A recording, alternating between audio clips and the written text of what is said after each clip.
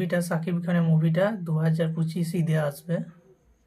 তো এই মুভিটা খুব ভালো, মানে এর যে অ্যাকশনগুলো দেখানো হয়েছে না, এগুলো মার্কো সিনেমা যে হিন্দিতে বেরোইছে ওর মতো। এত অ্যাকশন, মানে এত সুন্দর বিজিএম না, শুনলেই মনে হচ্ছে কোনো একটা বড় অ্যাকশন হতে পারে। তারপর তো মেগাস্টারের একটা, শাকিব খান তো মেগাস্টার, তাহলে তার তো একটা মানে ক্রেজ আছে।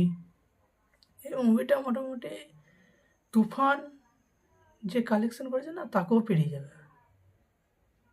আর যিশু সেনগুপ্তকে যেটা মনে হলো ভিলেন হয়েই আছে, আর ইদিকা পাল নায়িকা। তো ট্রেলার বা প্রি ট্রেলার যাই আসুক, তারপর রিভিউ করব।